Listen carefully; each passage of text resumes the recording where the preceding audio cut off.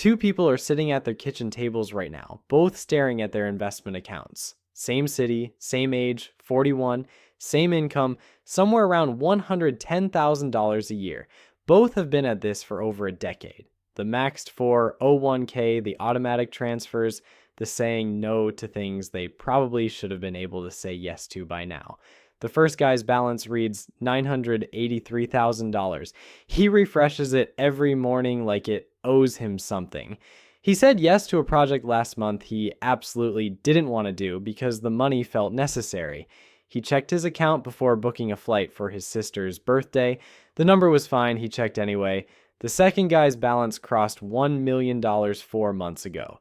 He still refreshes his balance every morning, but something is different. When the market dropped 4% last Tuesday, he watched it, shrugged, and made coffee. He turned down a client in September just because he didn't like the project, not because he could afford a sports car or retire to Tuscany, just because, for the first time in his adult life, he didn't have to say yes to everything. Same city, same income, $17,000 apart in net worth. Completely different financial lives. And the thing that changed wasn't what either of them expected it to be. Something structural shifts when you cross that number.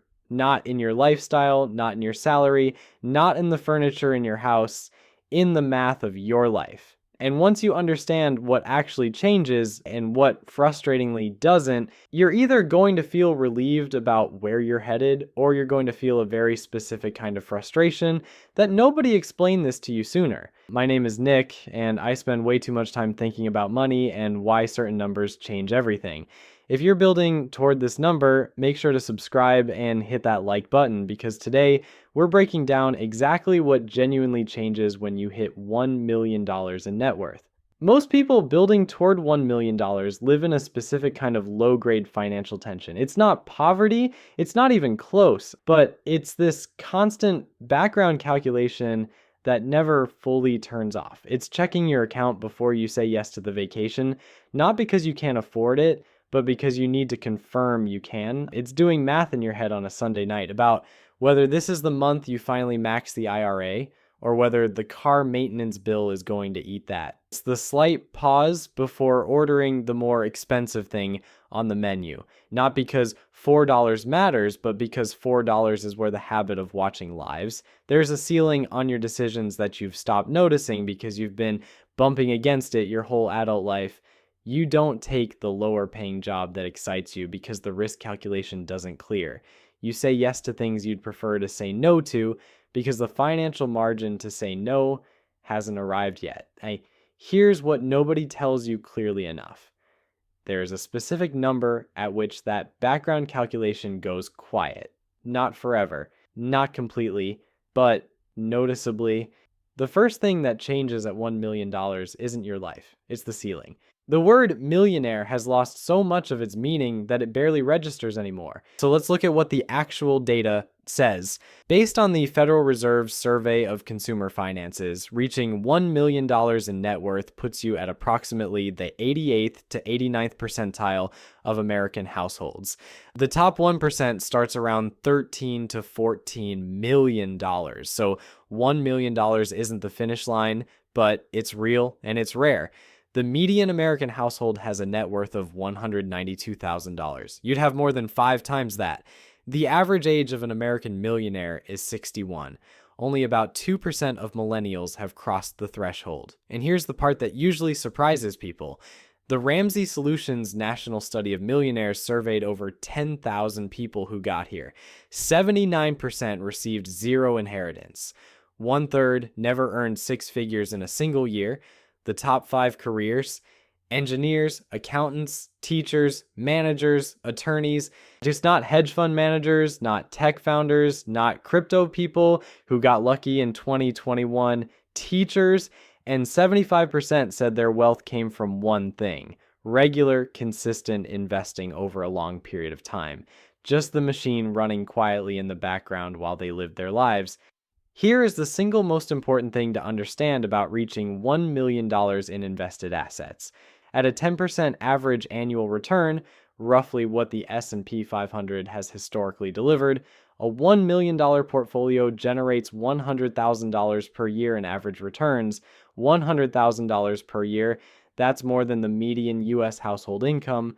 Your portfolio, just sitting there, not requiring a single hour of your time, earns more per year than most American families bring home from full-time work. The number in your account is now more productive than you are.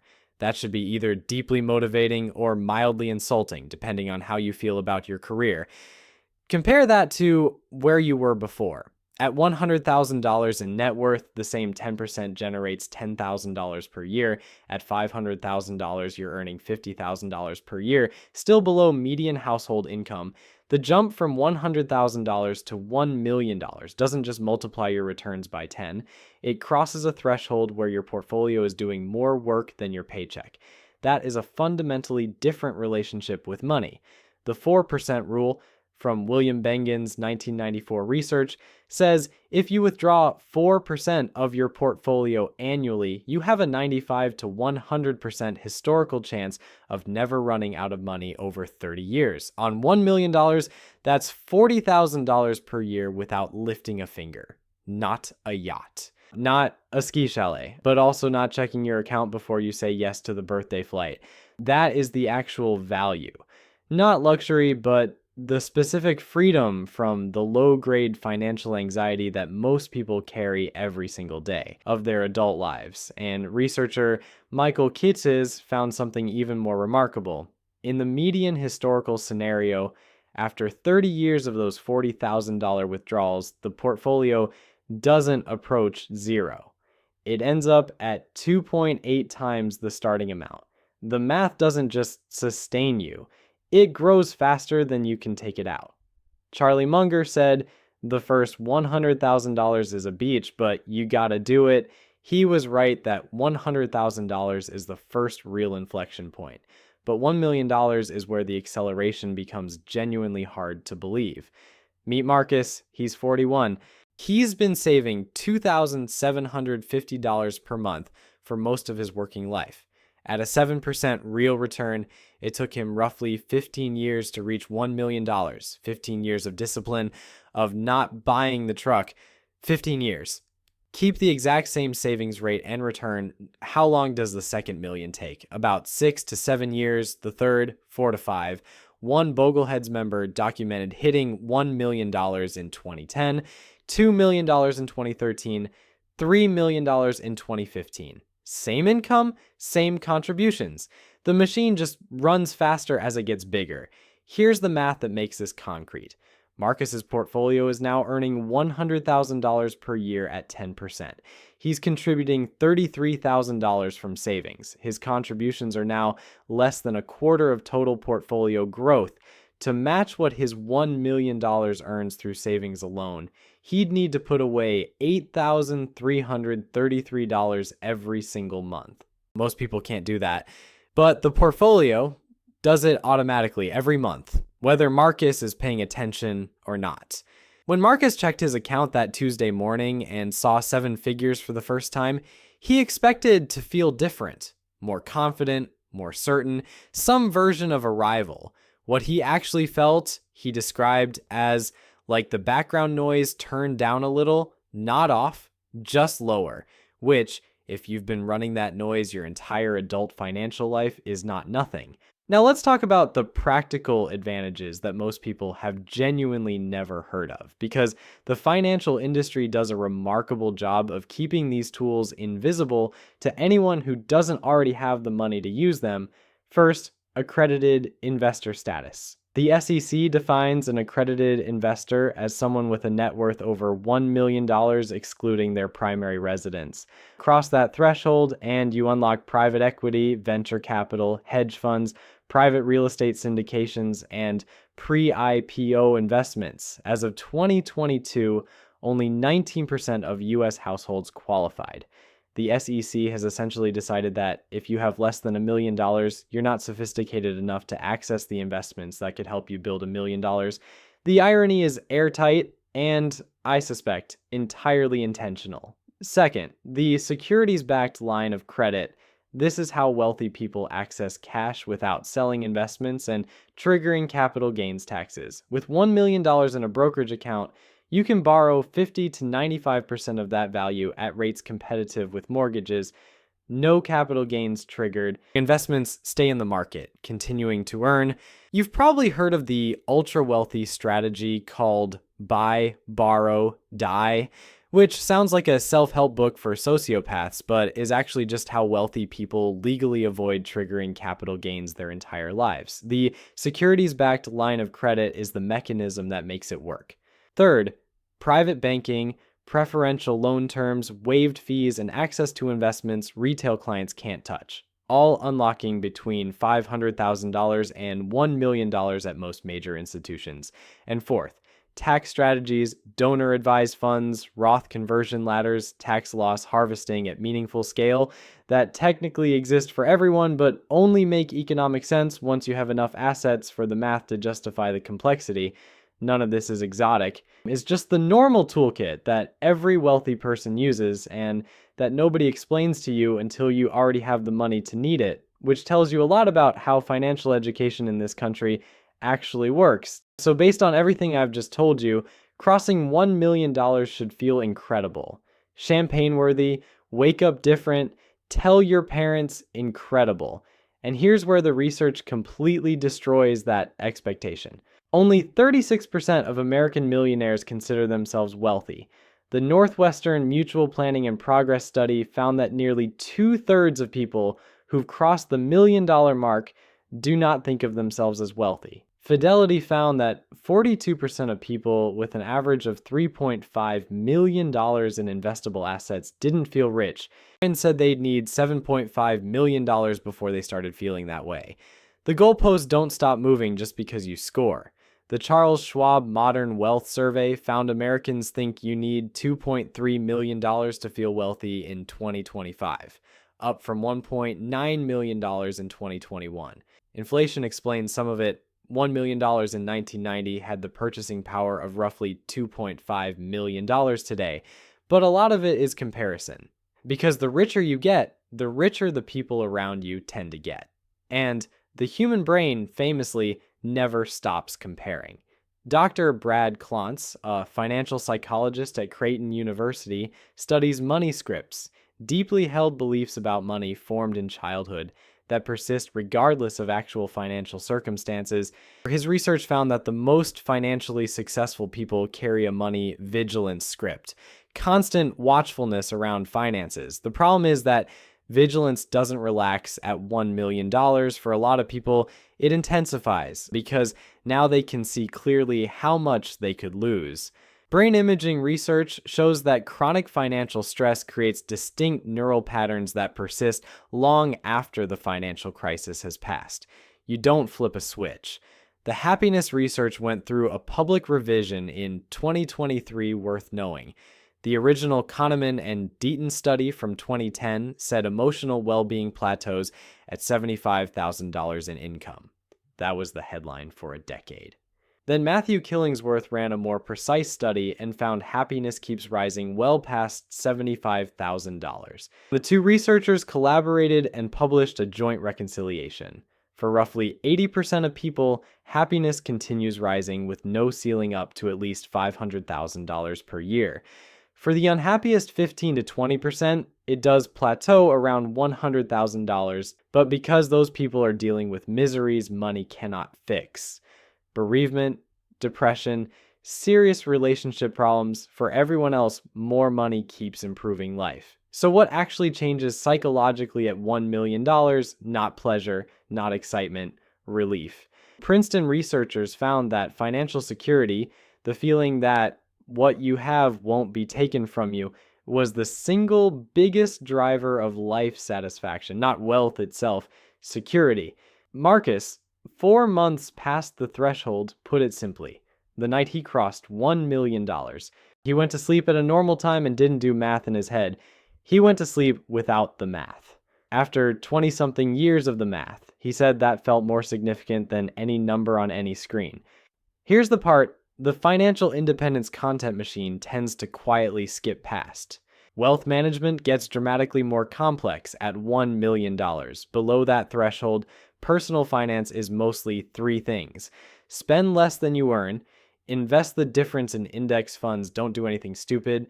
Above $1 million, you need tax efficient asset location, withdrawal sequencing, Roth conversion strategies, estate planning, insurance coverage at scale, and you need a team. A fee-only financial advisor, a CPA who specializes in high net worth situations, an estate attorney, a financial advisor, a CPA, an estate attorney, and ideally a therapist for when the first three disagree with each other.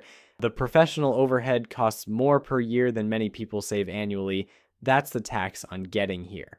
A CFA Institute Monte Carlo simulation found a 44% probability that a person who reaches $1 million ends their life in poverty. That is not a typo. Lifestyle creep, poor withdrawal strategies, and bad decisions from a position of false security can undo decades of accumulation. Goldman Sachs data shows 40% of people earning $500,000 or more annually report living paycheck to paycheck. The number in your account does not automatically fix the spending behaviors that growing that number required you to restrain. For some people, the arrival of the number is precisely when the restraint disappears. Marcus told me the biggest unexpected change after crossing $1 million wasn't freedom or relief. It was the sudden awareness of how easy it would be to blow it, not through some dramatic bad investment, through ordinary lifestyle inflation spread across 5 years, so gradual he might not notice until it was already done. That fear, he said, was new, because before there wasn't enough to lose. Here's the honest version of what the data says. Changes at $1 million, the math shifts completely. Your portfolio starts earning more than most households make working full-time, and compounding shifts into a gear that gets faster every year. Practical doors open that are inaccessible below this threshold: accredited investments, securities-backed credit, private banking, tax strategies that pay for themselves. Your relationship with career risk transforms because a known bounded downside makes every experiment survivable. And if you use it right, buying autonomy, buying back time, delegating what drains you, the research consistently says it improves your daily experience of being alive. But it doesn't make you feel rich. 2/3 of people who cross it still don't think of themselves as wealthy. The goalposts move, the anxiety doesn't fully unwind, and a 44% probability of ending up broke is a sobering reminder that $1 million is not the same thing as being done. What it actually gives you, and this is what gets lost in all the retirement calculator obsession, is freedom from the constraint that dominates most people's biggest life decisions. The constraint of having to say yes because you can't afford to say no. The background calculation that never quite turns off, the ceiling you've been bumping against so long you've stopped noticing it. Marcus crossed $1 million 4 months ago. He still works, still checks his balance most mornings, still thinks about money more than he'd like to. But last month, his employer pushed a project that would have consumed 6 weekends in a row. 3 years ago, he would have said yes and hated himself quietly for 6 weekends. Instead, he ran the real numbers on what his time was actually worth now and said no. Not dramatically, not with a speech, just no. And then went home on a Friday afternoon for the first time in a long time with nothing he was dreading on Monday. That's what $1 million actually buys you, not the yacht, not Tuscany. The Friday afternoon with nothing you're dreading on Monday. And if you're building toward this number right now, like grinding through the years before the machine takes over, that's what you're working toward. The math guarantees it'll arrive. The only variable is whether you understand clearly enough what you're building, so that when you get there, you don't accidentally trade it for a bigger mortgage and a nicer car and spend the next decade at $1 million wondering why nothing feels different. Oh, and one more thing. The next time someone tells you that money doesn't buy happiness, you can let them know they're citing a study from 2010 that was formally corrected in 2023.